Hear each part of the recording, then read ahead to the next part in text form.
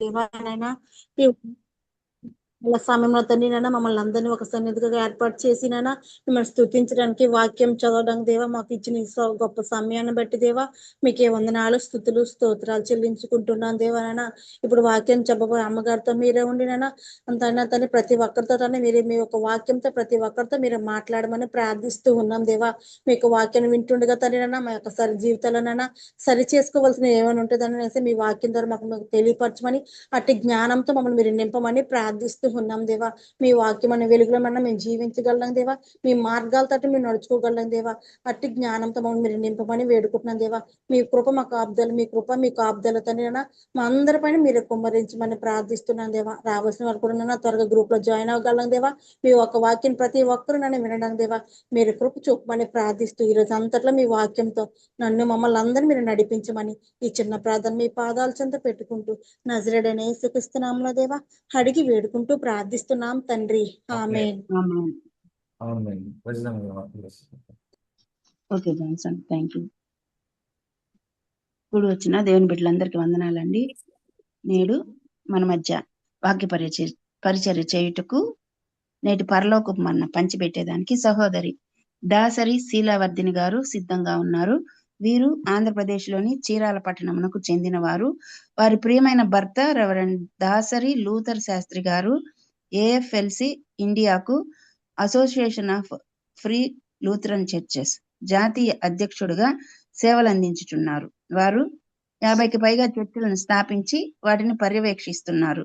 శీలావర్ధిని గారు మరియు లూథర్ శాస్త్రి గారులకు 3 కుమార్తెలు మరియు ఒక ముద్దుల మనవరాలు.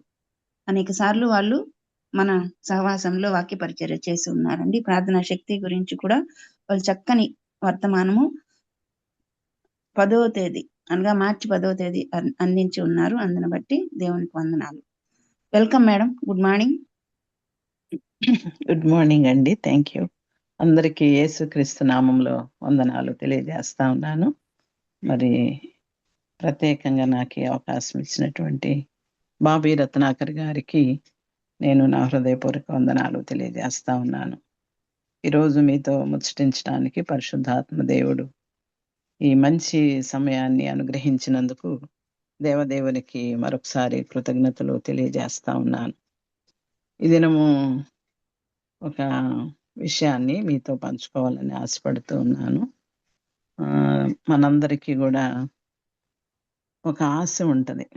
దేవుడు మనకందరికీ మేలు చేయాలి, దేవుడు మనలను దీవించాలి, ఆశీర్వదించాలి. తప్పకుండా మా జీవితాల్లో దేవుడు కుటుంబంలో మేలు చేసి ఆశీర్వదించాలి అని ఒక మంచి ఆలోచన మనందరికీ ఉండటం సహజం. అయితే మేలు కలగాలని కోరుకోవటం అది మంచిదే, కానీ ఆశించినంత మాత్రాన మనకు మేలు కలుగుతుందా అనేది ఒకసారి ఈరోజు పరిశుద్ధ గ్రంథం నుంచి మనం నేర్చుకోబోతున్నాం. మనం ఎలా చేస్తే, ఏం చేస్తే దేవుడు మనకు మేలు కలుగ చేస్తాడు, దేవుని వాక్య సహాయం నుంచి రోజున మనము ధ్యానించబోతున్నాం. నాకు మేలు కలగడానికి లేక మాకు మేలు కలగడానికి నేనేం చేయాలి, మేమేం చేయాలి, ఈ రోజున మనం నేర్చుకోబోయే అంశము ఇదండి. దేవుని యొక్క వాక్యాన్ని చదువుకుందాం. రోమీలకు రాసినటువంటి పత్రిక 8వ అధ్యాయము 28వ వచనంలో ఈ విధంగా వ్రాయబడి ఉంది. దేవుని ప్రేమించు వారికి అనగా ఆయన సంకల్పము చొప్పున పిలువబడిన వారికి మేలు కలుగుటకై సమస్తమును సమకూడి జరుగుచున్నవని ఎరుగుదము. చిన్న ప్రార్థన చేసుకుందామండి. పరిశుద్ధ ఆత్మదేవ, మీ నామానికి వేలాది వందనాలు స్తోత్రాలు చెల్లిస్తూ ఉన్నాం. మమ్మల్ని మీరు ప్రేమించి మాకు ఆయుష్ను పెంచి మరొక దినాన్ని ఇచ్చి నీ సన్నిధిలో మమ్మల్ని అందరినీ కూడా ప్రభా కూర్చుండబెట్టినందుకు స్తోత్రాలు. వర్చువల్ ఫెలోషిప్ ద్వారా మేమందరం కూడా ఒక చక్కని కుటుంబముగా చేరి కూడి ప్రతి దినము ఉదయకాలంలో ప్రభా మొదటి గంట మా జీవితాల్లో నీతో ప్రారంభించుకోవడానికి, నిన్ను స్తుతించి నీ వాక్యాన్ని నేర్చుకుని అడుగులు ముందుకు వేయడానికి మీరు అనుగ్రహించినటువంటి ఈ మంచి గొప్ప సమయాన్ని బట్టి మీకు కృతజ్ఞతలు చెల్లిస్తూ ఉన్నాం.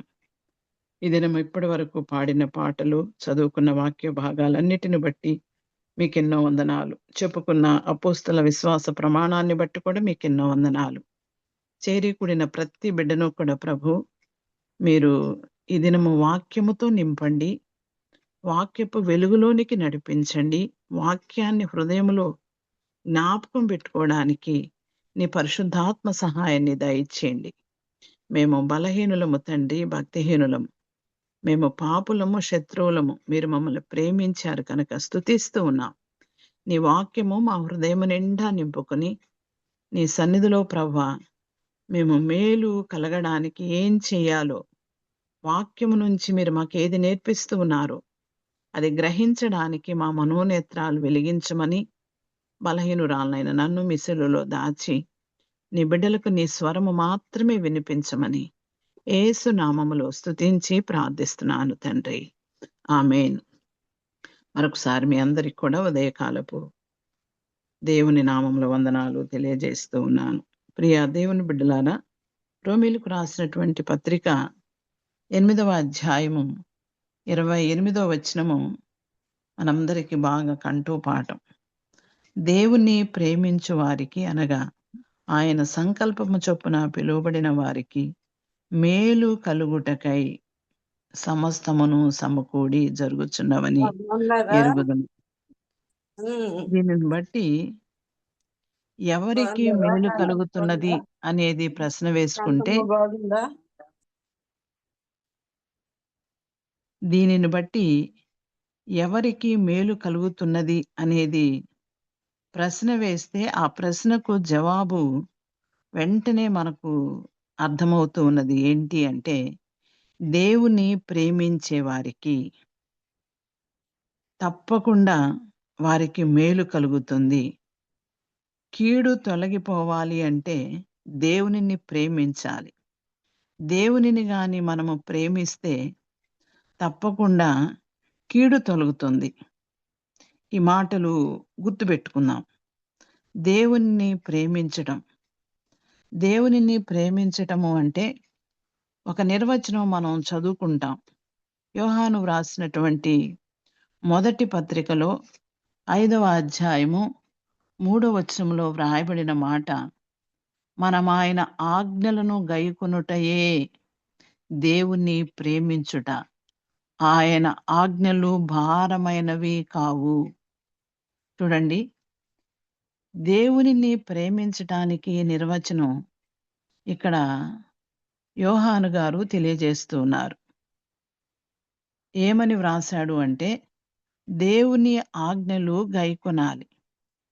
దేవుని ఆజ్ఞలు 10లో వాటిని క్లుప్తపరిచి 2గా మనకివ్వబడినవి. ఒకటి, మనము దేవునిని ప్రేమించాలి. రెండవది, మన సహోదరుని లేక మన తోటి వారిని మనం ప్రేమించాలని దేవుని యొక్క వాక్యము నుంచి మనం నేర్చుకుంటూ ఉన్నాం. ప్రేమించటం ఇక్కడ దేవుని యొక్క వాక్యములో చూస్తే అవి ఎలాంటివి కావు అనేది తెలియచేయబడుతున్నవంటే, భారమైనవి కావు. ఆయన ఆజ్ఞలు భారమైనవి కావు అంటే కష్టమైనవి కావు, అవి సులువైనవే. వాటిని మనము అనుసరించాలి, వాటిని మనము అనుకరించాలి. అయితే దేవుని యొక్క వాక్యములో మనము గమనించినట్లయితే ఆయన ఆజ్ఞలను గైకొనటంలో భారమైనవి కావు అనేది ఇక్కడ మనం చదువుతున్నాము. అంటే చదువుతూ ఉన్నప్పుడు అది చాలా తేలికగా ఉంది, ఆచరణలోనికి వచ్చేటప్పుడు అది చాలా కష్టతరంగా మారిపోతూ ఉంది. ఈ యోహాను వ్రాసిన మొదటి పత్రికలో ఈ 4వ అధ్యాయంలో 20వ వచనము 21వ వచనాన్ని చదివితే, ఎవడైనను నేను దేవుని ప్రేమించుచున్నానని చెప్పి తన సహోదరుని ద్వేషించిన ఎడల అతడు అబద్ధికుడగను, తాను చూచిన తన సహోదరుని ప్రేమింపని వాడు తాను చూడని దేవుని ప్రేమింపలేడు. దేవుని ప్రేమించువాడు తన సహోదరుని కూడా ప్రేమింపవలనను ఆజ్ఞను మనమాయన వలన పొందియున్నాము. ఈ మాటలు కూడా మనము జాగ్రత్తగా గమనించాలి, జాగ్రత్తగా అనుకరించాలి. వీటి విషయంలో అశ్రద్ధ చేయకూడదు. దేవుడంటే మనందరికీ చాలా ఇష్టం. చక్కగా అనుదినము మన భక్తి జీవితంలో, విశ్వాస జీవితంలో వాక్యము చదువుతాం, ప్రార్థన చేసుకుంటాం, దేవాలయానికి వెళతాం, దేవుని సన్నిధిలో సమయాన్ని గడుపుతాం. కానీ మనం చేసే ఒక పొరపాటు ఏంటి అంటే, మనము మన తోటి వారిని, మన సహోదరుని, మన ప్రక్క వారిని మనము దేవునిని ఏ రీతిగా ప్రేమిస్తూ ఉన్నామో ఆ రీతిగా ప్రేమించని సందర్భాలు ప్రతి వారి జీవితంలో ఏలుబడి చేస్తా ఉన్నవి. తోటి వారిని ప్రేమించటం, తోటి వారి పట్ల దేవుడు చెప్పినటువంటి మాట ప్రకారం మనము జీవించటం. అయితే ఇది కష్టమే. ఇది కష్టమే. ఎందుకు అంటే మన రక్త సంబంధికులను కొన్నిసార్లు మన తోటి వారిని, మన ప్రక్క వారిని కొన్ని కారణాలను బట్టి ద్వేషిస్తూ ఉంటాం, అసహించుకుంటూ ఉంటాం, వారిని దూరంగా ఉంచుతూ ఉంటాం. వారు కనబడినప్పుడు మనము ప్రక్కకు తొలుగుతూ ఉంటాం. మన మొహాన్ని చూపించకుండా మనము తల వంచుకుంటూ ఉంటాం. హృదయంలో అసహించుకుంటాం, ద్వేషిస్తాం. అయితే దేవుని యొక్క సహాయాన్ని బట్టి, దేవుడిచ్చే శక్తిని బట్టి, దేవుడు మనలో ఉంచిన ఆయన కృపను బట్టి శత్రువునైనా ప్రేమించగలిగినటువంటి శక్తిని, బలమును, ధైర్యమును దేవుడు అనుగ్రహించువాడు.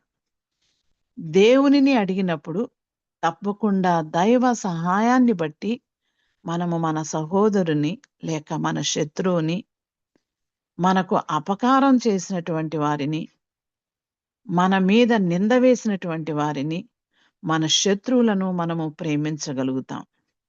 తప్పకుండా ప్రేమించాలి, ప్రేమించి తీరాలి. ఇంకా దానికి నో ఆప్షన్. ఎందుకు అంటే దైవ వాక్యం సెలవిస్తూ ఉంది. దేవుని వాక్యానికి తప్పకుండా మనం విధేయత చూపాలి.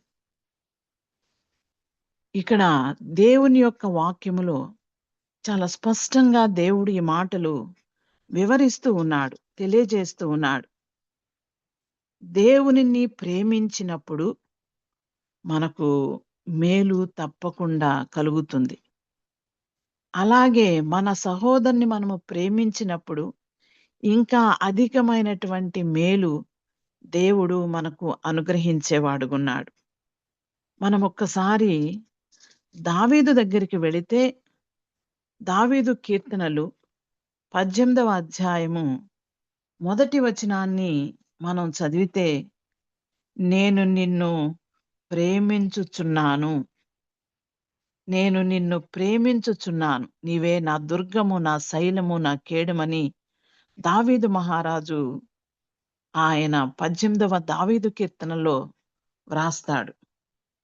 ఆయన రాసిన సందర్భాన్ని చూస్తే నిజంగా శత్రువులు ఆయన మీదకి లేచినప్పుడు, ఆ శత్రువుల చేతిలో నుంచి కాపాడమని ప్రార్థించినప్పుడు, దేవునికి మొరపెట్టినప్పుడు తనకు ఇచ్చిన విడుదలను బట్టి దేవునిని స్తుతిస్తాడు, దేవునిని కనపరుస్తాడు, దేవునిని కీర్తిస్తాడు. నేను నిన్ను ప్రేమించుచున్నాను. అయితే తన శత్రువులను కూడా ప్రేమించాడు. చూడండి, తనకున్నటువంటి శత్రువులు తన మామగారైనటువంటి సౌలు గారు, అలాగే తన కుమారుడైనటువంటి అబ్షాలోము. పరాయి వాళ్ళు కానే కాదండి, సొంత వాళ్ళు.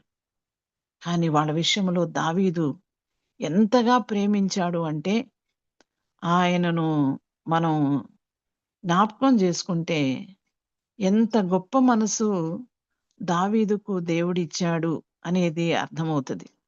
అయితే దావీదుకు అంత గొప్ప మనసు ఉండడానికి గల కారణం దేవుని యొక్క సహాయాన్ని బట్టి, దేవుని యొక్క శక్తిని బట్టి, దేవుని యొక్క బలాన్ని బట్టి, దేవునిని ఆశ్రయించినందువలన అతడు ప్రేమించగలిగాడు. ఆయన సాక్ష్యం ఇవ్వగలుగుతూ ఉన్నాడు. ప్రేమించాడు గనుకనే దావీదుకు మేలు జరుగుతూ ఉన్నది. దేవుడు దావీదు మహారాజును ఇశ్రాయేలీలకు రాజుగా అభిషేకించటం, 40 సంవత్సరాలు ఇశ్రాయేలీలను పరిపాలించడం, ఇది సామాన్యమైనటువంటి విషయం కానే కాదు.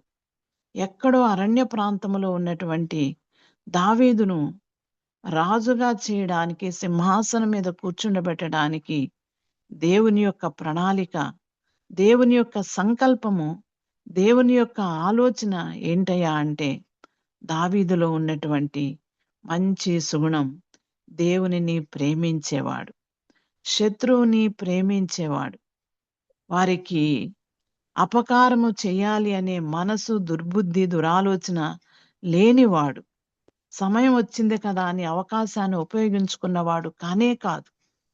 ఒక గొప్ప మనసు కలిగినటువంటి వ్యక్తి. నిజంగా ఇది ఈ రోజున క్రైస్తవ విశ్వాస జీవితంలో మనకు మేలు కలగడానికి ఇదొక పెద్ద రహస్యమని మనం గుర్తుపెట్టుకోవాలి. దేవునిని ప్రేమిస్తున్నాము అంటే మనకు మేలు జరిగితేనే మనము ప్రేమించటం కాదు.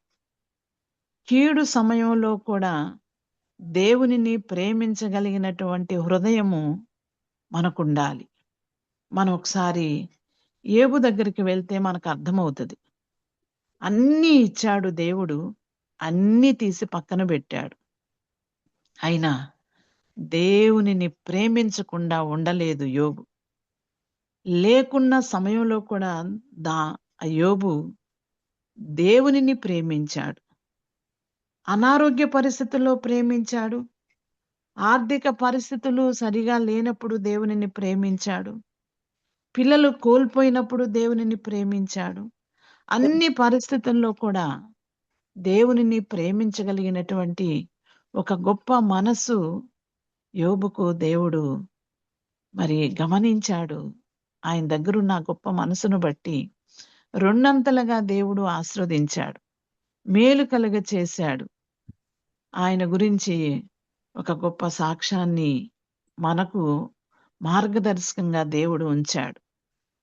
ఉన్నప్పుడు, ఆరోగ్యంగా ఉన్నప్పుడు ప్రేమించటం వేరు కానివ్వండి, అన్నీ సరిగా ఉన్నప్పుడు ప్రేమించటం బానే ఉంటది. కానీ లేనప్పుడు దేవునిని ప్రేమించగలిగినటువంటి మనసు కలిగి ఉండటమే దేవునిని ప్రేమించటం. హబక్కూకు అంటాడు, ఉన్నా లేకున్నా నేను మాత్రము నా దేవుని యందు ఆనందిస్తాను, సంతోషిస్తాను, స్తుతిస్తానని. ఎంత గొప్ప మనసు!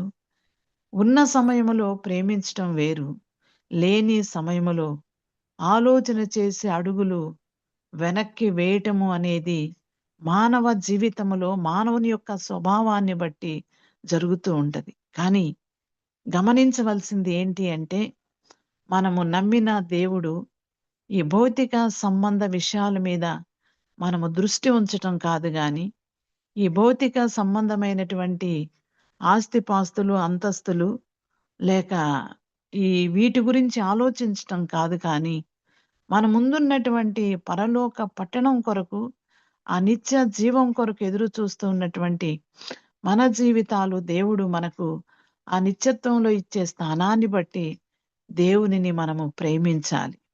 ఈ లోకంలో ఏమీ లేకపోవచ్చు. లాజరు ఏమీ లేనివాడుగా ఉన్నాడు. తినటానికి తిండి లేదు, కట్టుకోవటానికి బట్టలు లేవు, ఉండడానికి గృహము లేదు. ఆ లాజరు దేవునిని ప్రేమించాడు. ఎక్కడున్నాడు అంటే అబ్రహాము రొమ్మున ఆనుకొని ఉన్నాడు. దేవుని యొక్క సన్నిధిలో దేవుడిచ్చిన స్థానము ఎంత గొప్పది. భౌతికంగా మనిషి చూసేది ఏమున్నవా, ఏమి ధరించుకుంటూ ఉన్నారా, ఏం తింటా ఉన్నారా, ఎలాంటి పరిస్థితులని గమనిస్తారు. దేవుడు మాత్రము మనల్ని గమనించేది మన అంతరంగాన్ని, మన హృదయాన్ని, మన పరిస్థితిని ఆయన గమనిస్తూ ఉంటాడు. అయితే మన భక్తి జీవితంలో దేవుని బిడ్డలారా ప్రతి దినము కూడా మనల్ని మనం పరీక్షించుకోవాలి. ప్రతి దినము కూడా మనల్ని మనమే స్వకీయ పరీక్ష చేసుకోవాలి. పరీక్షలో మనము నెగ్గాలి, ఓడిపోకూడదు. ఈరోజు నా దేవుణ్ణి నేను ఎంత ప్రేమించాను, నా దేవునికి ఇష్టమైనటువంటి కార్యాలు చేశానా, లేక దుఃఖకరమైనటువంటి కార్యాలు చేసి బాధ పెట్టానా? ఈరోజు నేను ఎంతగా దేవునితో మాట్లాడాను, ఆయన వాక్యము క్రమంగా చదివానా లేదా, నేను క్రమంగా ప్రార్థించానా లేదా, నేను క్రమంగా దేవుని యొక్క సన్నిధికి వెళుతూ ఉన్నానా లేదా. సమాజ కూటాలు, మన సంఘాల్లో జరిగే సమాజ కూటాలకి మనము రెగ్యులర్గా క్రమము తప్పకుండా మనము దేవునిని ప్రేమించే వారమైతే వెళుతూ ఉన్నామా లేదా. అలాగే దేవునికి నమ్మకముగా ఇచ్చే వారంగా ఉంటూ ఉన్నామా లేదా. దేవుడు మనకిచ్చిన దానిని దేవునికి ఇవ్వడము, వర్ధిల్లిన కొలది దేవునికి సమర్పించడం, దేవునిని ప్రేమించే విషయములో మనము నమ్మకంగా ఉన్నామా లేదా అనేది ఒక్కసారి మన భక్తి జీవితాన్ని దేవుని యొక్క సన్నిధానములో మేలు కలగడానికి ఈ రోజున మనం ప్రత్యేకంగా పరీక్షించుకోవాలి. మనము పరీక్షలో నెగ్గితే మన జీవితంలో దేవుడు చేసే కార్యాలు ఎలా ఉంటవి అంటే, కంటికి కనబడవు, చెవికి వినబడవు, హృదయానికి అగోచరంగా ఉండే కార్యాలు ఆయన జరిగిస్తాడు. మన ఊహకు మించిన కార్యాలు ఆయన జరిగిస్తాడు. మన శక్తికి మించిన కార్యాలు జరిగిస్తాడు. ఇది నా జీవితంలో జరుగుతుంది అనుకోలేదు అనుకునే సాక్ష్యము మన జీవితంలో దేవుడు మనకు మిగులుస్తూ ఉంటాడు. అందుకే మన జీవితాల్లో మొదటి స్థానము ఎవరికి ఇవ్వాలి అంటే, ఎవరిని ప్రేమించాలి అంటే, ఎవరిని పెట్టుకోవాలి అంటే, ఎవరు కనపడాలి అంటే, మన కోసం ప్రాణం పెట్టి తిరిగి లేచి పునరుద్ధానుడై మన మధ్య వసిస్తూ మన కొరకు మరలా తిరిగి రానయ్యున్నటువంటి యేసయ్యకు మన జీవితాల్లో మనము ప్రథమ స్థానం ఇచ్చే వారంగా ఉండాలి. ప్రతిదినము అదేదో ఒక రోజు ఇచ్చి, లేకపోతే ఒక వారం ఇచ్చి, ఒక నెల ఇచ్చి సరిపోయింది అనుకోవడానికి వీల్లేదు. అనుదినము ప్రతి దినము కూడా ఒకసారి మన భక్తి జీవితాన్ని దేవుని యొక్క సన్నిధిలో మనము ప్రేమించే విధానము, దేవునిని ప్రేమించే విధానము ఎలా ఉన్నది అనేది మనల్ని మనమే పరీక్షించుకోవాలి. అలా పరీక్షించుకోగలిగితే అది మనకెంతో ఆశీర్వాదం, మనకెంతో మేలు. దేవుని బిడ్డలారా, ఇది మొట్టమొదటిగా మనం నేర్చుకునేటటువంటి మాట ఏంటయ్యా అంటే, దేవునిని ప్రేమించాలి. మనం ప్రేమించి ఆయన మార్గంలో నడుస్తూ ఉన్నప్పుడు దేవుడు సమస్తాన్ని కూడా మన కొరకు సమకూర్చి మేలు జరిగే విధంగా ఆయన నడిపించువాడని దీనిని బట్టి మనకు అర్థమవుతూ ఉన్నది. రెండవ మాటగా మనం గమనించినట్లయితే, మనకు మేలు కలగడానికి మనం ఏం చేయాలి అంటే, రెండవ మాట దావీదు కీర్తనలు 34వ అధ్యాయము 10వ వచనంలో ఒక మాట వ్రాయబడి ఉన్నది. యెహోవాను ఆశ్రయించు వారికి ఏ మేలు కొదవై ఉండదు. యెహోవాను ఆశ్రయించు వారికి ఏ మేలు కొదవై ఉండదు. ఆశ్రయించడం, యెహోవా అంటే మనం ఇక్కడ ఒక మాట గుర్తుపెట్టుకోవాలి. దేవాతి దేవుడు సృష్టికర్త, సమస్తమును కలుగు చేసినటువంటి వాడు, అద్వితీయ సత్యదేవుడు. ఆయన మనలను ప్రేమించి తన కుమారుడైనటువంటి యేసుక్రీస్తును మనకు అనుగ్రహించాడు. మన పాపాల కోసము యేసయ్యను గొల్గొతా కొండపైన శిలువ మ్రానుపై ఆయనను బలి చేయడం, ఆయన కార్చిన రక్తము ద్వారా మనందరికీ కూడా పాప క్షమాపణ దేవుడు మనకు కలుగ చేశాడు. ప్రభువారు 3వ నాడు సజీవుడై ఆయన తిరిగి లేచాడు. అంటే మనం పాపములో ఉన్నంత కాలం మనకు కీడు అనేది తొలగిపోదు. పాపము నుంచి బయటికి రావాలి. శిక్ష తొలగిపోవాలి అంటే పాపం పోవాలి. దేవుని మీద మనం ఆధారపడాలి. దేవుని యొక్క రక్త ప్రోక్షణలో మన ప్రతి పాపాన్ని కూడా మనము కడుక్కోవాలి. యేసు రక్తము ప్రతి పాపము నుండి మనలను పవిత్రులుగా చేసేది. మొన్న ఒక రోజు బాబీ రత్నాకర్ గారు వాక్యాన్ని అందిస్తూ ఒక మాట చెప్పారు ఆదివారం. యేసయ్య రక్తము ప్రపంచ మానవాళికి సరిపోయిన రక్తం. ఆ రక్తము, ఆయన కాచిన రక్తము అన్ని ఖండాల్లో ఉన్న ప్రజలకు పాపము నుంచి విడుదల కలుగు చేసేది. అవును, యేసు రక్తము మాత్రమే పాపము నుండి మనల్ని విడిపించేది, రక్షించేది, మోక్షానికి నడిపించేది, జీవములో నిలబెట్టేది. యేసు రక్తానికి ఉన్నటువంటి శక్తి, యేసు రక్తములో ఉన్నటువంటి ఐక్యత, మనం ఎక్కడ వారమైనప్పటికీ యేసయ్య రక్తములో ఈ రోజున ఒక కుటుంబముగా చేరికూడి ప్రభుని ఆరాధిస్తూ ఉన్నాము అంటే యేసయ్య రక్తము అందరినీ కూడా ఏకము చేసి, ఏక మనసు ఇచ్చి మనలను నడిపించి ఆస్వాదించేది. ఆశ్రయించడం, యెహోవాను ఆశ్రయించడం. ఎప్పుడైతే యెహోవాను ఆశ్రయిస్తామో మనకు ఏ మేలు అనేది రెండు అక్షరాలు. ఈ 2 అక్షరాల్లో మనం ఏ మేలు, ఏ ఆశీర్వాదం, ఏది కావాలని కోరతామో పెడతామో అది దేవుడు తప్పకుండా మనకు అనుగ్రహించేవాడు. అయితే ఆయన మనకు సొంత రక్షకుడిగా మన యొక్క వ్యక్తిగత జీవితములో ఆయన ఉండడము అనేది ప్రాధాన్యత మనం ఇవ్వాలి. ఈ రోజున మనకు ఆయన వ్యక్తిగతమైనటువంటి రక్షకుడు. భక్తి అనేది ఎప్పుడూ కూడా వ్యక్తిగతమైనది. ప్రార్థన, విశ్వాసము, దేవుని యొక్క సన్నిధిలో మనము ఆయన వాక్యాన్ని అనుభవించడం, ఇవన్నీ కూడా మన హృదయములో వ్యక్తిగతంగా జరిగేటటువంటి కార్యాలు. ఇవి మన ఆత్మీయ జీవితానికి అభివృద్ధిని కలగచేసేవిగా ఉంటూ ఉన్నాయి. దేవునితో మనము గడిపే వ్యక్తిగత అనుభవాలు మనకు ఆధ్యాత్మిక జీవితానికి పునాది రాళ్ళు. రక్షణ అనేది మనకు మేలు దేవుని బిడ్డలారా. అది ఈ మాట నుంచి మనం నేర్చుకునేది ఏంటి అంటే, మనకు మేలు ఏంటయ్యా అంటే ఆయన రక్తములో మనము కడగబడడం, ఆయనను ఆశ్రయించడం అనేది మనకు మేలు కలుగుతూ ఉన్నది. కీడు నుంచి మనము తప్పించబడుతూ ఉన్నాం. నిత్య జీవానికి నడిపించబడుతూ ఉన్నాం. నిత్య జీవములో మనకు దేవుడు ఒక ప్రత్యేకమైన స్థానాన్ని ఆయన మనకు అనుగ్రహించారు. ఆశ్రయించినటువంటి నరుడు ధన్యుడు. దేవునిని ఆశ్రయించిన నరుడు ధన్యుడు. ఆయన మనకు ఆశ్రయమును దుర్గమునై ఉన్నాడు. ఆపత్కాలంలో ఆయన నమ్ముకోదగినటువంటి సహాయకుడు. కాబట్టి మనము మేలు కలగాలి అంటే దేవునిని ఆశ్రయించాలి. దేవుడు అంటున్నాడు, ఆపత్కాలమున నీవు నన్ను గూర్చి మొర్రపెట్టుము, నేను నీకు ఉత్తరం ఇచ్చేదను.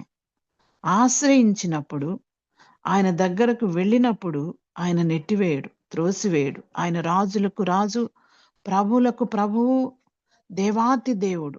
దేవుని బిడ్డలారా, ఈ లోకములో ఒక అధికారి దగ్గరికి వెళ్ళాలి అంటే పర్మిషన్ తీసుకోవాలి. మనకు పర్మిషన్ లేనిదే ఒక అధికారి దగ్గరికి వెళ్ళలేం. అపాయింట్మెంట్ లేనిదే వెళ్ళలేం. పర్మిషన్ తీసుకోవాలి. వాళ్ళు చెప్పిన టయానికి మనం వెళ్ళాలి. వెళ్ళేటప్పుడు అధికారి దగ్గరికి వాళ్ళకి కొన్ని ఇష్టమైనవి ఏంటో తెలుసుకొని వాటిని తీసుకొని కూడా వెళ్ళాలి. కొన్నిసార్లు ఈ భౌతిక సంబంధమైనటువంటి అధికారికి ఉన్న లక్షణాలు తప్పకుండా వాళ్ళ దగ్గరికి వెళ్ళేటప్పుడు పర్మిషన్ కావాలి. కానీ సమస్తానికి అధినేత, ఆయన సమస్తానికి రాజు, దేవుని దగ్గరికి వెళ్ళడానికి నీకు నాకు మనకి ఏ టైము ఆయన ఫిక్స్ చేయలేదు. ఏ సమయంలో మనం ఆయన దగ్గరికి వెళ్ళినా ఆయనను ఆశ్రయించిన వెంటనే ఆయన స్పందించేవాడు, ఆయన సహాయం చేసేవాడు, ఆయన ఆదుకునేవాడు, మార్గాన్ని సరళము చేసేవాడు. నువ్వేదో బహుమతులు ఆయనకేమి ఇవ్వక్కర్లేదు, నువ్వేదో ఆయనకి తీసుకొని వెళ్ళనక్కర్లేదు. ఆయన దగ్గరికి ఉన్న పాటును వెళ్ళి అడిగినప్పుడు ఆయన నీకు సహాయకుడు. ఆయన నువ్వు ఆశ్రయించినప్పుడు ఆయన నీకు కేడెము, ఆయన నీకు దుర్గము, ఆయన నీకు మేలు చేస్తాడు, ఆయన నిన్ను దీవిస్తాడు. నీ కష్టము నుంచి, నీ ఇరుకు నుంచి, నీ ఇబ్బంది నుంచి ఆయన తప్పించువాడు. అంటే ఒక మనిషి జీవితానికి చాలిన దేవుడు ఎవరయ్యా అంటే, సరిపోయిన దేవుడు ఎవరయ్యా అంటే ఒక్క ప్రభు మాత్రమే, యేసయ్య మాత్రమే. ఆయన మనకు సమీపంగా ఉన్నట్టు ఈ లోకములో మరెవ్వరూ లేరు. ఆయన మనము మొరపెట్టినప్పుడెల్లా కూడా ఆయన మనకు సమీపంగా ఉంటాడు. మనము ఆశ్రయించినప్పుడు, మన బాధ చెప్పుకున్నప్పుడు, మనము మన కష్టాన్ని పంచుకున్నప్పుడు ఆయన మన కన్నీటిని తుడిచేవాడు. మన కన్నీటిని తుడిచేవాడు. కృంగిన సమయములో, గుండె చెదిరిన పరిస్థితుల్లో ఆదరించువాడు ఆయన. జీవితానికి చాలిన గొప్ప దేవుడు. ఒక గొప్ప దేవుణ్ణి మన జీవితాల్లో మనము కలిగి ఉన్నాము అంటే ఈ లోకములో మనకంటే ధన్యులు మరెవ్వరూ కూడా లేనే లేరు. ఆయన సెలవిస్తూ ఉన్నాడు, ఆయన మాట్లాడుతూ ఉన్నాడు. యెహోవాను ఆశ్రయించు వారికి ఏ మేలు కొదవై ఉండదు. అక్కడ ఒక మాట రాశారండి, సింహపు పిల్లలు లేమి కొంటాయంట.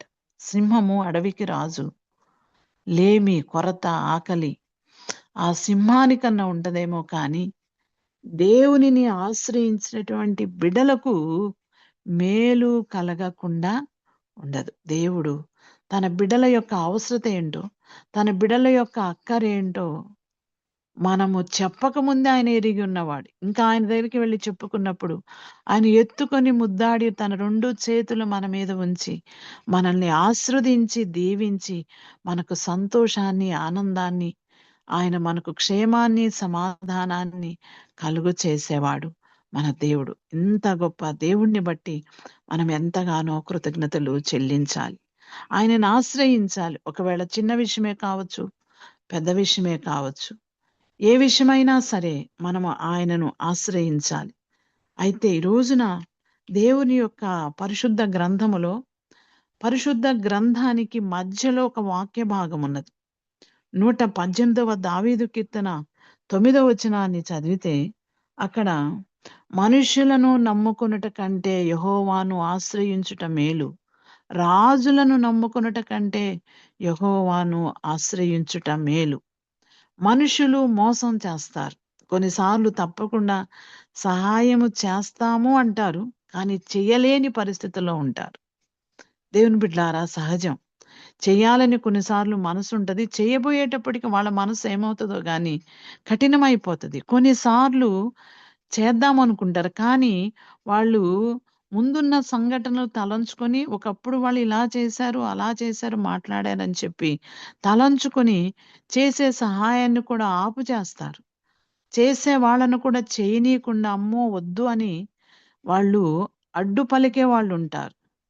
మనము మనుషులను నమ్ముకోవటము అనేది తప్పకుండా మన దైనందిక జీవితంలో మానవుడు సంఘజీవి కాబట్టి తప్పకుండా మానవుడు తోటి వారి మీద ఆధారపడేటటువంటి సంఘటనలు ఉంటూ ఉంటవి.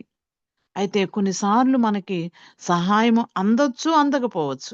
సహాయం చేస్తారు, కొన్నిసార్లు సహాయం చేయకపోవచ్చు. అయితే దేవుని వాక్యాన్ని బట్టి మనము అధికారులను కానీ, రాజులను కానీ, లేకపోతే మనుషులను కానీ, ధనమును కానీ, డబ్బును కానీ, దేనిని కూడా మనము ఆశ్రయించకుండా మన ఆశ్రయదుర్గమై ఉన్నటువంటి దేవాతి దేవుణ్ణి మనము ఆశ్రయించినప్పుడు మనకు చాలినటువంటి దేవుడుగా ఉన్నాడు.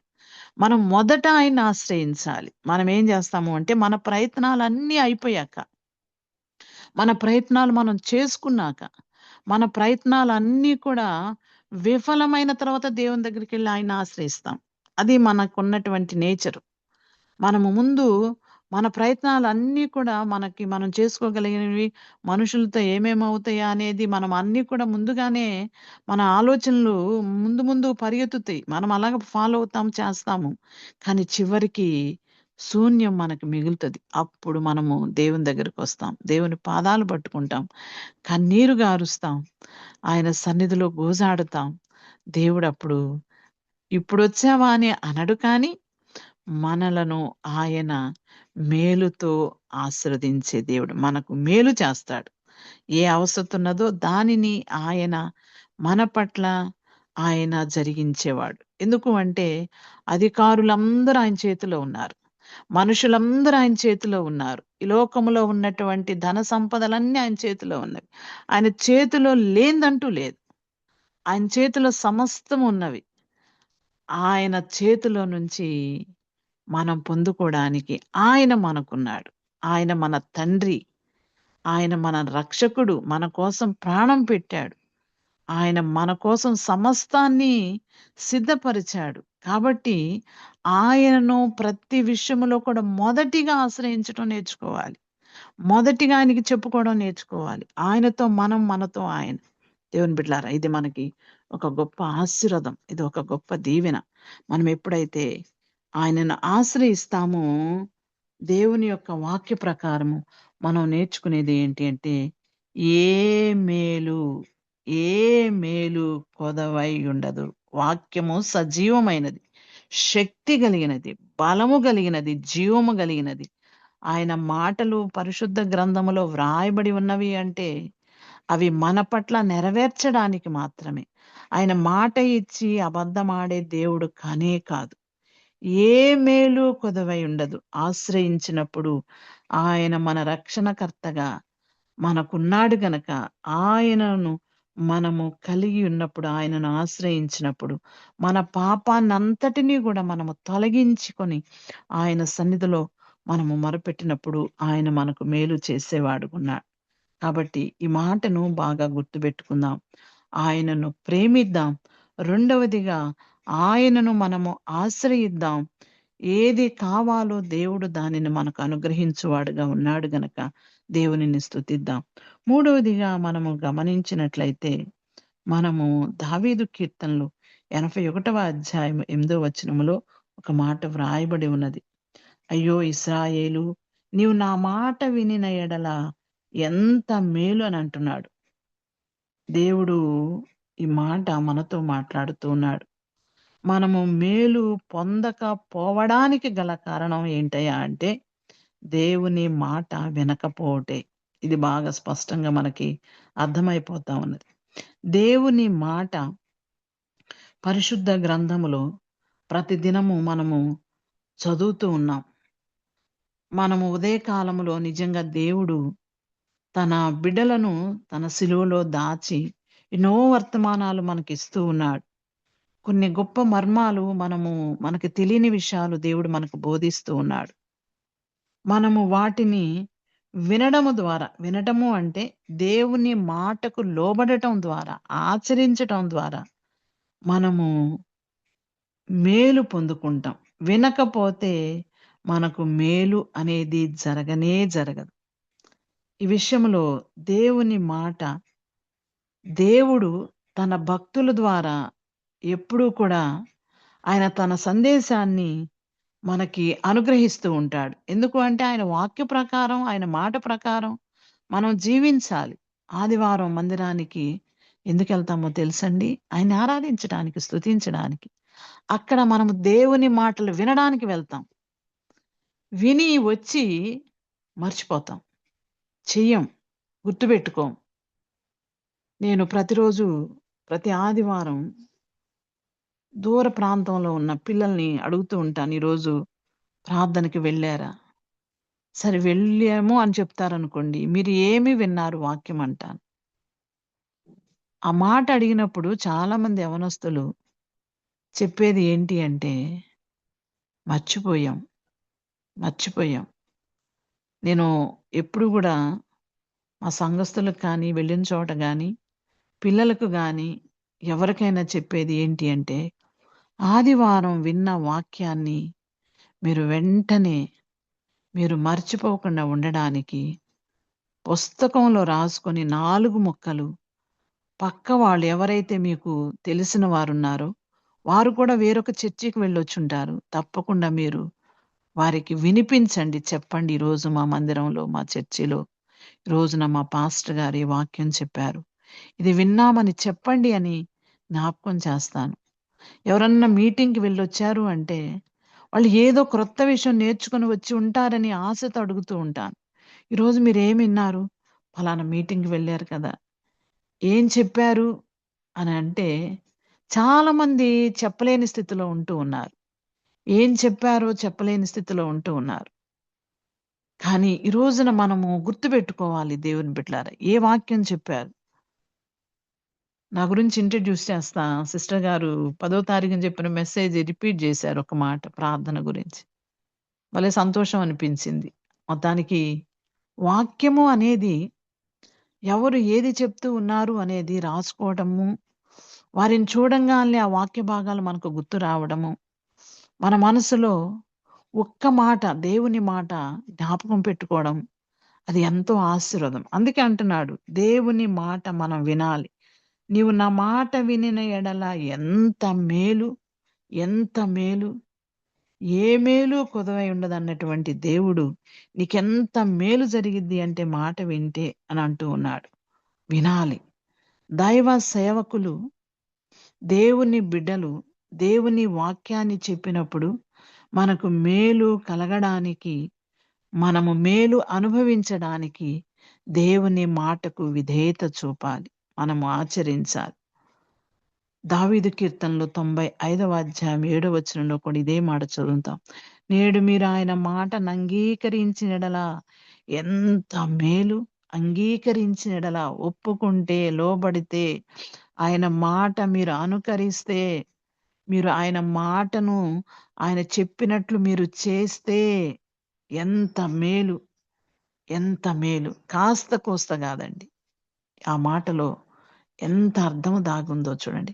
నీకెంత మేలు కావాలంటే అంత మేలు ఇస్తాడు. ఆయన జరిగిస్తాడు. నువ్వంత పొందుకుంటావు.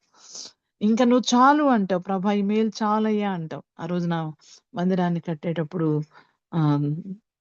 ఆహ్, ధనాన్ని సమకూరిస్తే ఇంకా చాలని చెప్పినట్టుగా మనం కూడా ఆయన చేసే మేలులను బట్టి అబ్బో! ఇంకా ఈ మేలులు నేను ఇంకా నాకు చాలేసయ్యా అన్నంతగా మనము దేవుని దగ్గర నుంచి మనం పొందుకుంటాం. మనం అనుభవిస్తాం దేవుని బిడ్డలారా. లోబడటం, ఆయన మాట చొప్పున జీవించడం, ఆయన మాట చొప్పున మనము నడవటము అనేది ఎంత ముఖ్యమో, ఎంత ముఖ్యమో. ఎప్పటికప్పుడు దేవునితో మన అంతరంగంలో మనము దేవునితో మనం మాట్లాడుకుంటూ ఉండాలి. దేవునితో మనం సంభాషిస్తూ ఉండాలి.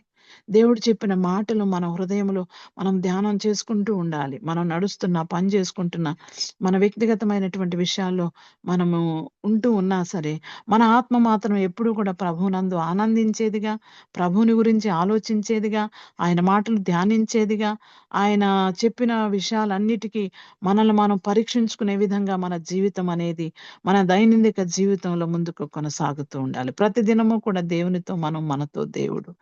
మన అంతరంగంలో ఎప్పుడు కూడా ఈ ప్రక్రియ ఆగకూడదు, సాగుతూ ఉండాలి. ఆయన మాటకు లోబడుతూ ఉండాలి. అనుకరించే వారంగా ఉండాలి. దేవుడు కోరుకుంటూ ఉన్నాడు. దేవుని మాట వింటే మనకేం జరుగుతుంది అంటే ఎంతో మేలు. ఇంకా దానికి మనము ఎవ్వరం కూడా ఇంత అని వర్ణించలేనంత మేలు దేవాతి దేవుడు మనకు ఆయన జరిగించడానికి, చేయడానికి, మనకు మేలు అనేది జరగడానికి ఆయన మనతో ఉన్నాడు అనేది మనం గుర్తుపెట్టుకోవాలి. 4వ మాట, మరొక మాట నేను మీకు జ్ఞాపకం చేస్తూ ఉన్నాను. ఏంటయ్యా అంటే దావీదు కీర్తనలోనే 34వ అధ్యాయము 12వ వచనంలో ఒక మాట వ్రాయబడి ఉంది. మేలు నొందుచు అనేక దినములు బ్రతుకగోరు వాడెవడైనా ఉన్నాడా? చెడ్డ మాటలు పలకకుండా నీ నాలుకను, కపటమైన మాటలు పలకకుండా నీ పెదవులను కాచుకొనుము. కీడు చేయుట మాని మేలు చేయుము. సమాధానము వెదకి దాన్ని వెంటాడుము. ఈ మాటలు చూస్తే మేలు నొందుచు. భూమి మీద ప్రతి ఒక్కరూ కూడా కోరుకునేది చాలా కాలం బ్రతకాలని. ఏదైనా బలహీనత వచ్చినా ఆ బలహీనత నుంచి నన్ను బాగు చేసి ఆరోగ్యం ఇచ్చి నన్ను బ్రతికించు ప్రభువా అని మనం ప్రార్థన చేసుకుంటాం. అంతేగాని నన్ను నీ దగ్గర తీసుకోండి ప్రభువా అని తొందరపడి చెయ్యం. ముసలోళ్ళైనా సరే, ఎంత బాధలో ఉన్నా సరే, అయ్యా నన్ను బ్రతికించయ్యా, నన్ను కాపాడయ్యా, నన్ను దీవించయ్యా అని అడుగుతాం. అది మానవుని యొక్క లక్షణం. మానవుడు మరణం అంటే సహజంగా భయపడుతూ ఉంటాడు. మరణం అంటే ఇష్టపడడు. ఎక్కువ కాలం భూమి మీద బ్రతకాలనే కోరుకోవడం మంచిది. ఆ బ్రతికిన జీవితము దేవునికి మహిమార్థంగా, దేవునికి ఇష్టంగా ఉండడం గొప్ప ఆశీర్వాదం. ఇక్కడ దావీదు మహారాజు రాసినటువంటి కీర్తనల్లో మేలు నొందుచు, బ్రతికే కాలం అంతా కూడా ఏం పొందుకోవాలని అనుకుంటామంట? మేలు పొందుకోవాలని. ఎన్ని దినాలు బ్రతకాలని? అనేక దినాలు. అనేక దినములు బ్రతుకగోరువాడెవడైనా ఉన్నాడా? ప్రశ్న. ఆ ప్రశ్నకు జవాబు ఆ ప్రక్కనే వ్రాయబడి ఉన్నది. బ్రతకాలి, తప్పకుండా బ్రతకాలి, అనేక దినాలు బ్రతకాలి. బ్రతికే దినాలు మేలు పొందుకుంటూ బ్రతకాలి. అయితే మేలు పొందుకుంటూ బ్రతకాలి అంటే, అనేక దినాలు భూమి మీద ఉండాలి అంటే ఇక్కడ కొన్ని షరతులు పెడతా ఉన్నాడు. ఏంటి అంటే, నెంబర్ 1, చెడ్డ మాటలు పలకకుండా నీ నాలుకను. మన నోట చెడ్డ మాటలు రాకూడదు. రెండవది, కపటమైన మాటలు పలకకుండా నీ పెదవులు. చూడండి, చెడ్డ మాటలు, కపటమైన మాటలు, ఈ రెండు మనిషికి యేసయ్య రక్తములో కడగబడినటువంటి వారు జాగ్రత్త వహించి మాట్లాడాలి. మాట్లాడుతున్నాము అంటే మన మాటకు లెక్క మనం అప్పచెప్పాలి. మన మాటలన్నీ కూడా తప్పకుండా లిఖించబడిన గ్రంథం ఒకటి ఉన్నది. చెప్పుకుంటాం ఎదుటివారి మీద. ఇక చెప్పుకోవడానికి ఏమి లేనప్పుడు చివర్లో ఏమంటాము అంటే, మనకెందుకులే వాళ్ళ మాటలు, మనం చెప్పుకోవడం ఎందుకులే అని అప్పుడు ముగిస్తాం. అప్పుడు దాకా చెప్పుకొని ఇక చెప్పుకోవడానికి లేనప్పుడు ఇంకెందుకులే అంటాం. దేవుని బిడ్డలారా, ఈ రోజున మన మాటల గురించి బహు జాగ్రత్త వహించాలి. మన నోట మాట వచ్చింది అంటే లిఖించబడుతుంది. మాట మాట్లాడాము అంటే దానికి లెక్క అప్పచెప్పాలి. కాబట్టి మన నోట చెడ్డ మాటలు రాకుండా ఉండేదాని కొరకు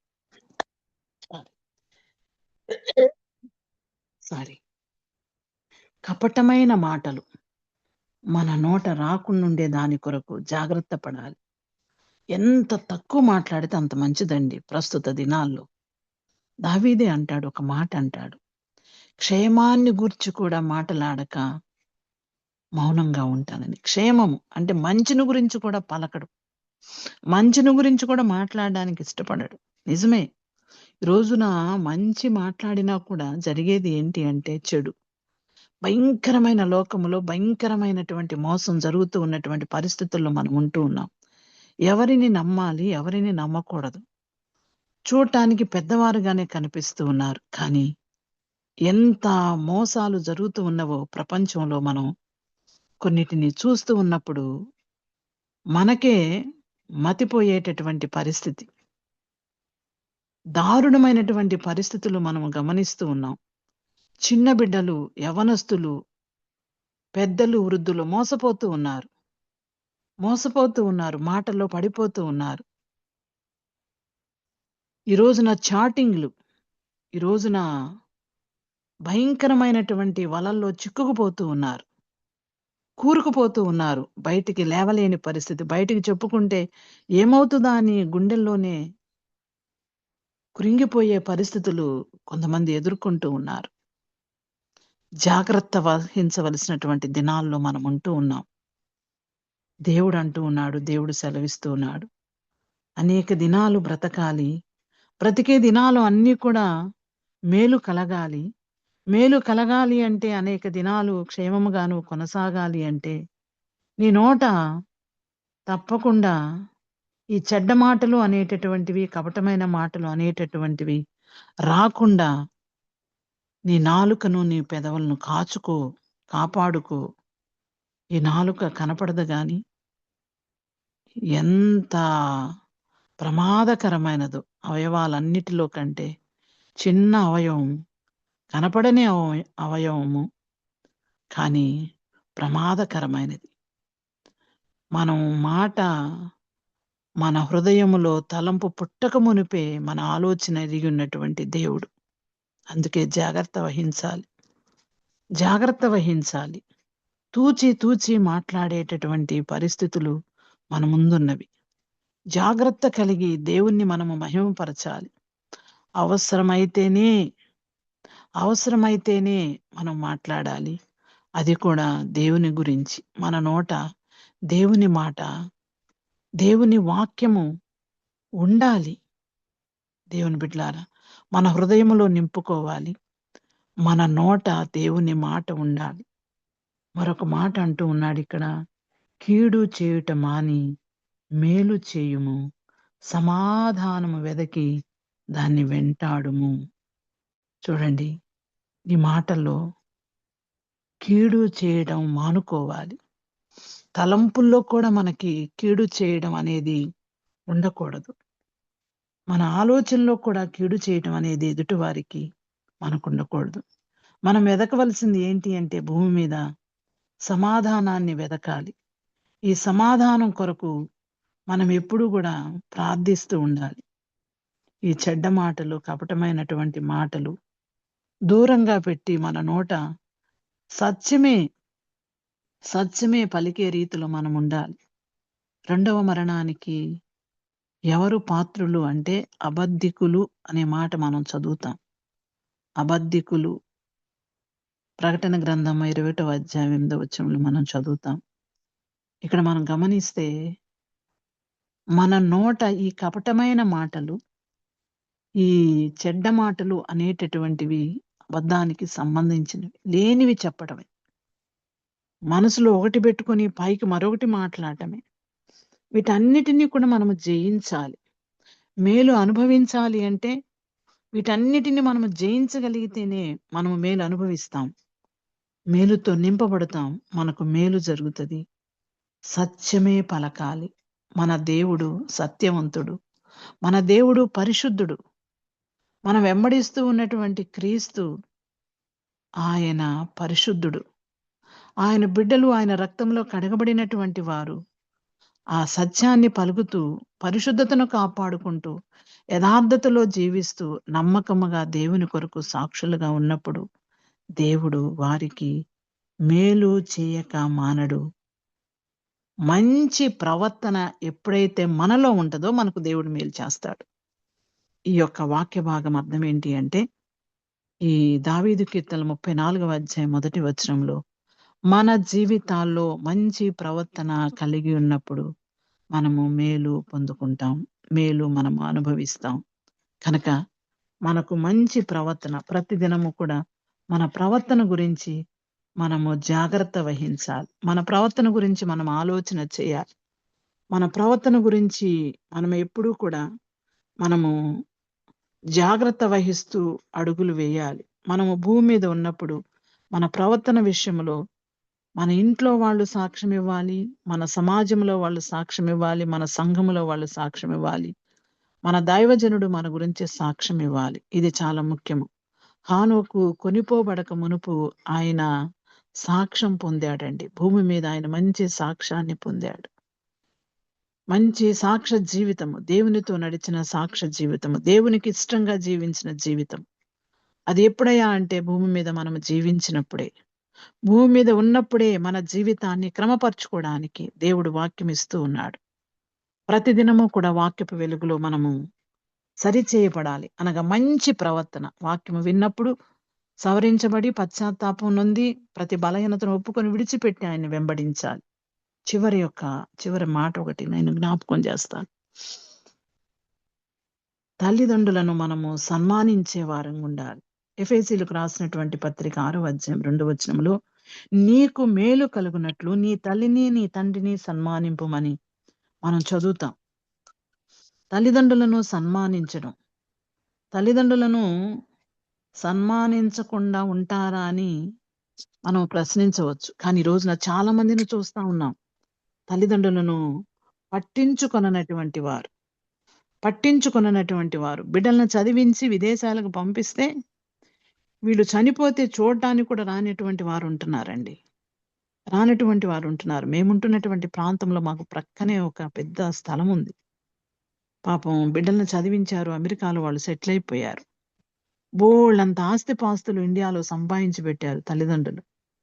వాళ్ళు వచ్చి మా దగ్గర, మేము ఇంటి ప్రక్కన ఉన్నాం కనుక వాళ్ళు వచ్చి మొరపెట్టుకుంటూ ఉన్నారు. మా బిడ్డల్ని ఇక్కడికి రమ్మంటే మేము రాము అంటున్నారు, మమ్మల్ని పట్టించుకుంటారా అంటే మమ్మల్ని పట్టించుకోమని చెప్పేస్తున్నారు. మేమిద్దరమే పెద్దవాళ్ళం అయిపోయాం, ముసలివాళ్ళం అయిపోయాం, వృద్ధులం అయిపోయాం. ఈ రోజున తల్లిదండ్రుల పరిస్థితి ఇలాగున్నదండి. కొంతమంది అపురూపంగా పెంచేవాళ్ళు, చూసుకునేవాళ్ళు తమ కన్నబిడ్డల్లాగా తల్లిదండ్రులను వృద్ధాప్యంలో చూసేవారున్నారు. మా సంఘంలో నేను నయోమి గారిని ఒక ఆమె ఉంది, ఆమె గురించి సాక్ష్యం ఇస్తాను. పద్మా గారిని ఒక ఆమె ఉంది, ఆమె గురించి సాక్ష్యం ఇస్తాను. నయోమి గారికి 3 అన్నయ్యలు ఉన్నారు. తల్లిదండ్రులను తన దగ్గర పెట్టుకొని చూసింది. తను ఒకే ఒక కుమార్తె. ఎలా చూసింది అంటే మీరు ఆశ్చర్యపోతారు. ఒక పసిబిడ్డ గాని జన్మిస్తే ఆ బిడ్డకు మనం ఎలా స్నానం చేయించి ఎలా ఆ బిడ్డను రెడీ చేస్తామో అలా చూసి సంఘంలో అందరికీ మార్గదర్శకమైందండి. పద్మా గారని ఒక ఆమె ఉన్నారు. ఆమె కూడా ఒకే ఒక అమ్మాయి, 3 మగపిల్లలు అంటే అన్నదమ్ముళ్ళు ఉన్నారు. తల్లి తండ్రిని పట్టించుకోవాలి. కానీ ఒక కుమార్తెగా ఆ తల్లిని పట్టించుకొని పసిపిల్లల్లాగా చేతుల్లో పెట్టుకొని A to Z వాళ్ళే చోట. ఈ రోజున నర్సులు ఉన్నారు, 20,000 ఇస్తే నెలకి వాళ్ళే మొత్తం వచ్చి చూసి వెళ్ళిపోతారు. డబ్బులిచ్చి చూపించేది వేరు, స్వయంగా నువ్వు చేసేది వేరు. తండ్రి దగ్గర తల్లి దగ్గర కూర్చొని మాట్లాడలేని పరిస్థితులు బిడ్డలకు ఉంటూ ఉన్నవి. ఇది దారుణం. ఇది ఈ రోజున భరించలేని విషయం. పిల్లల దగ్గర తల్లిదండ్రులు కోరేది వారి ప్రేమ, వారి మాట. ఈ రోజున దూరం అయిపోయి చాలా మంది ఎంతో బాధపడే పరిస్థితి ఉంటుంది. మంచిది, తల్లిదండ్రులను తప్పకుండా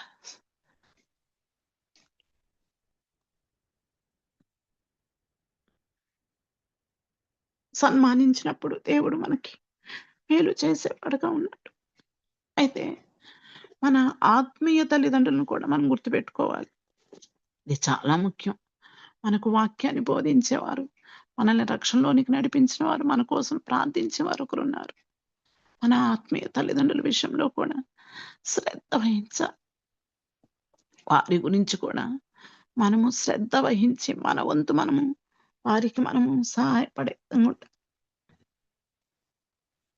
అది మనకెంతో ఆశీర్వాదం, మనకెంతో మేలు. దేవుని యొక్క వాక్యం ఈ రోజున మనకు స్పష్టంగా తెలియజేస్తా ఉన్నది. యేసు ప్రభు వారు కూడా మనకి ఒక మాదిరి. ఆయన సిలువలో ఉన్నప్పుడు తల్లి గురించి ఆయన యోహాను గారికి అప్పగించడం నిజంగా చూడండి, ఆ బాధ్యత యోహాను గారు తీసుకోవడం ఎంత ఆశీర్వాదం, అది ఎంత మేలు. అది మనందరికీ కూడా ఒక మార్గదర్శకం. అంటే మన స్వకీయులను ఎప్పుడు కూడా మనము నిర్లక్ష్యం చేయకూడదు. జన్మనిచ్చిన తల్లిదండ్రులు, అలాగే మన ఆత్మీయ రక్షణ విషయంలో మన గురించి శ్రద్ధ తీసుకుంటున్న ఆత్మీయ తల్లిదండ్రుల గురించి మనము వారిని సన్మానించే వారంగా ఉండాలి. వారికి ఏదో మనము శాలువాలు కప్పి దండలు వేయటం కాదు, కానీ మన వంతు మనము వారికి చేయవలసినటువంటి పరిచర్య, వారికి కావలసినటువంటి సహాయం అందించడం మనకెంతో ఆశీర్వాదం. దానివల్ల దేవుడు మనకు మేలు చేసేవాడుగా ఉన్నాడు. ఈ సందర్భంగా ఈ రోజున మనం నేర్చుకున్న భాగాల్లో మనము మేలు పొందుకోవాలని ఆశిస్తాం. తప్పకుండా మనకు దేవుడు మేలు చేస్తాడు. మేలు చేయాలి అంటే మనము దేవుణ్ణి ప్రేమించే వారంగా, ఆయనను ఆశ్రయించే వారంగా, ఆయన మాటకు లోబడి వినేవారంగా, అలాగే మన జీవితాల్లో మనం ఒక మంచి ప్రవర్తన కలిగి జీవిస్తూ మనకివ్వబడినటువంటి తల్లిదండ్రులను మనము సన్మానిస్తూ ఈ లోకములో ఆయన బిడ్డలంగా మనము సాగి వెళ్ళినప్పుడు మన దైనందిక జీవితంలో ఏ మేలు, ఏ అవసరం ఉన్నదో దేవుడు దానిని తీర్చి మనల్ని ఆస్వాదించి ఆయన రాజ్యానికి మనము వెళ్ళు వరకు ఆయన మనల్ని దీవించి నడిపించేవాడు గనక ఈ వాక్య భాగాన్ని బట్టి మనం అందరం కూడా మరి నడవడానికి ఒక తీర్మానంతో ముందుకు సాగునట్లు పరిశుద్ధాత్మ దేవుడు మనకు సహాయం చేయును గాక. దేవుడి మాటలు దీవించి ఆస్వాదించును గాక. ఆమేన్. Amen. Amen. థ్యాంక్ యూ అండి. Thank you. అందరికీ వందనాలు. మేడం, మనకు మేలు కలుగుటకు మనం ఏం చేయాలి అనే అంశం మీద మనకు దావీదు, యోబు గారు, అలాగే హబక్కూకు, లాజరు ఉదాహరణలుగా మనకు అద్భుత వాక్య పరిచర్య చేశారు శీలావర్ధిని గారు. మనము మేలు పొందుకోవాలంటే ముందుగా కీడును విడిచిపెట్టాలి, దేవుని ప్రేమించాలి, దేవుని ఆశ్రయించాలి, దేవుని మాట వినాలి, మన నాలుక మన పెదవులు కాచుకోవాలి, కీడు చేయుట మాని మేలు చేయాలి, మన తండ్రిని తల్లిని సన్మానించాలి. అన్నిటికంటే ముఖ్యంగా యేసు రక్తంలో కడగబడి రక్షణ పొందడం మనం పొందవలసిన మేలు అయి ఉంటున్నది. చక్కని వర్తమానాన్ని అందించిన శీలావర్ధిని గారికి విపిఎఫ్ ఫ్యామిలీ తరపున కృతజ్ఞతలండి. ముగింపు ప్రార్థన మరియు ఆశీర్వాదం ఇవ్వవలసిందిగా రెవరెండ్ జామీ రవికుమార్ అయ్య గారిని మనం చేస్తున్నాను. అయ్యగారు, మరి prayer request, Vineet 10th class exam రాస్తున్నాడు. అలాగే ఝాన్సీ గూడపాటి గారు గైనిక్ ప్రాబ్లంతో సఫర్ అవుతున్నారు. ఆమె కొరకు కూడా ప్రార్థన చేయండి అయ్యగారు.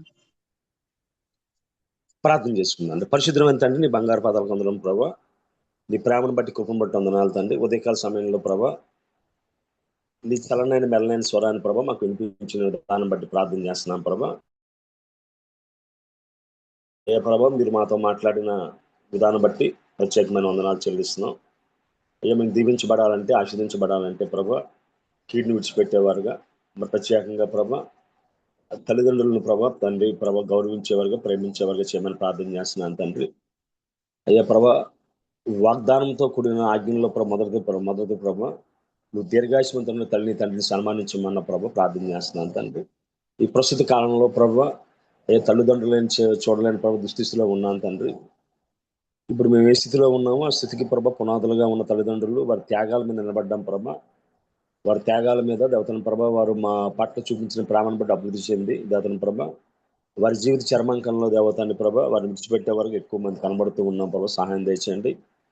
నీ కుమారుడు యేసుక్రీస్తు ప్రభా ఈ లోకంలో ఉన్నప్పుడు తండ్రి అయ్యా ఆఖరి సమయంలో కూడా అమ్మ ఇదిగో నీ కుమారుడు ఇదిగో నీ తల్లి అని ప్రభా తన బాధ్యత నెరవేర్చిన విషయాన్ని మేము గమనిస్తూ ఉన్నాం. సహాయం దయచేయండి ప్రభా. కేవలం భక్తి తండ్రి ప్రార్థనలకి పాటలకి పరిమితం కాకుండా మా జీవన విధానంలో ప్రభా భాగమై ఉండడానికి సహాయం దయచేయని ప్రార్థన చేస్తున్నాను తండ్రి. అయ్యా ప్రభా కీడుని విడిచిపెట్టి మేలు చేసేవారుగా మా జీవితాలను ప్రభా దీవించమని ప్రార్థన చేస్తున్నాను తండ్రి.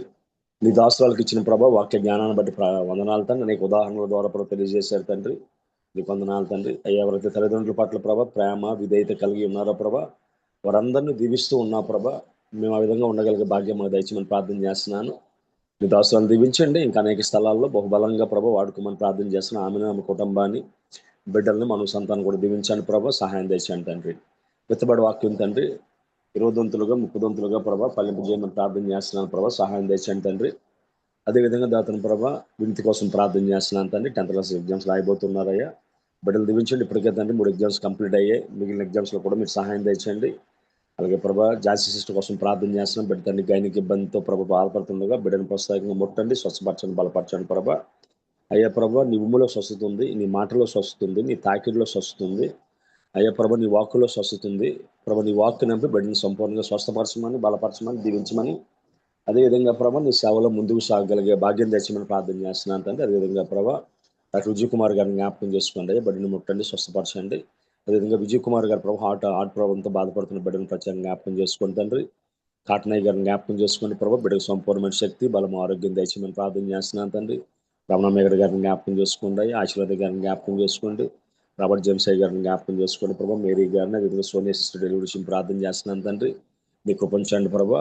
అదేవిధంగా బిడ్డ ఇంటర్మీడియట్ ఎగ్జామ్స్ రాశారు ప్రభా. బిడ్డలు తండ్రి మంచి మార్కులతో ఉత్తీర్ణం అవ్వగలిగే భాగ్యం తెచ్చేమని ప్రార్థన చేస్తున్నాను తండ్రి. అదేవిధంగా ప్రభా ఇది మీరు చేయవలసిన ప్రతి పని విషయంలో ప్రభావం సూటైన మార్గాన్ని చూపించి మీరే సగ మహిమకంతా ప్రభావం పొందుకోమని. ఇంకెవరైతే ప్రభావ ఆర్థిక ఇబ్బందుల్లో ఉన్నారో, ఆరోగ్య సమస్యల్లో ఉన్నారో, కుటుంబపరమైన ఇబ్బందుల్లో ఉన్నారో వారిని జ్ఞాపకం చేసుకొని ప్రత్యేకంగా ప్రభా జరగబోతున్న Palm Sunday, Good Friday, Easter దినాల్లో ప్రభా ఎటువంటి ఆటంకాలు ఇబ్బందులు లేకుండా సంస్థను ఘనంగా మర్యాద జరుగుతూ సహాయం తెచ్చామని, అదేవిధంగా యుద్ధాన్ని ఆపమని ప్రత్యేకంగా ఈ దినాన్ని చేతికి అప్పగించుకుంటున్నాం. అదేవిధంగా ప్రభా ఈ విధంగా తను ప్రతిరోజు వాక్యం ఉండడానికి తండ్రి ప్లాట్ఫామ్ ఏర్పాటు చేసిన వారు రత్నాకర్ గారిని, వారి కుటుంబాలు దీవించండి. అయ్యి సహకరిస్తున్న జాన్సన్ గారిని, స్వరూప్ గారిని, అయ్యా ప్రసిద్ధ సిస్టర్ని, ఝాన్సీ సిస్టర్ కానీ, ఎఫ్ఎండెస్ తైజ్ ఎఫ్ఎండెస్ కానీ జ్ఞాపకం చేసుకుని ప్రభావ, కోర్టుని వారిని దీవించాను ప్రభావ. అదేవిధంగా ఉదయకాల సమయంలో లేచి ప్రార్థించే తల్లు నిత్యప్రభు నీకు వందనాలు తండ్రి. పాటలు పాడే బిడ్డలు, వాక్యం చదివే బిడ్డలు ప్రతి ఒక్కరిని పేరు పైన దీవించమని, ఇది మేము చేయవలసిన ప్రతి పనిలో సూటైన మార్గాన్ని చూపించి తిరిగి రేపు ఉదయం మేము కలుసుకునే పర్యాంతము మీ కృపం అందరితో ఉంచమని ఈ చిన్న ప్రార్థన మా ప్రభుని ప్రియకుమారుడైన యేసుక్రీస్తు దివ్య నామాన్ని అడిగి వేడుకుంటున్నాం పరమ తండ్రి. ఆమేన్. పరలోక ప్రార్థన. పరలోక ముందున మా తండ్రి, మీ నామం పరిశుద్ధపరచబడుగాక, నీ రాజ్యం మీ రాజ్యం వచ్చునుగాక, మీ చిత్తం పరలోకమందు నెరవేర్చినట్లు భూమి మీద నెరవేరుగాక. మాకు కావాల్సిన మన ప్రార్థన చేసిన క్షమించినట్లు మా అపరాధములను ఎందుకంటే రాజ్యము, బలము, మహిమ తండ్రి దేవుని ప్రేమ, కుమారుడైన యేసుక్రీస్తు కృప, పరిశుద్ధాత్మ అన్యోన్య సహవాసము ఒక్క చెప్పిన దాసురాలకు పాల్గొన్న మనకు జరగబోతున్న 10th క్లాస్ ఎగ్జామ్స్ కి, అదేవిధంగా ఝాన్సీ సిస్టర్కి ఆయనకు సదాకాలంతో నడిపించును గాక. ఆమేన్. ప్రైజ్ లార్డ్ అయ్య గారు ముగింపు ప్రార్థన మరియు ఆశీర్వదించిన రెవరెండ్ జామీ రవికుమార్ అయ్య గారికి, అలాగే వాక్య పరిచయం చేసిన సహోదరి శీలావర్ధిని గారికి మరియు కూడి వచ్చిన దేవుని బిడ్డలందరికీ కూడా విపిఎఫ్ ఫ్యామిలీ తరపున కృతజ్ఞతలండి. బాబీ రత్నాకర్ అని టైప్ చేసి ఈ మెసేజెస్ అన్ని కూడా మనం మరలా చూడొచ్చు, లేదా మన సహోదరులకు, స్నేహితులకు షేర్ చేయవచ్చు. ప్రభు చిత్తమైతే రేపటి దినాన తిరిగి కలుసుకుందాం. అంతవరకు సెలవు తీసుకుందాం. Praise the lord to all.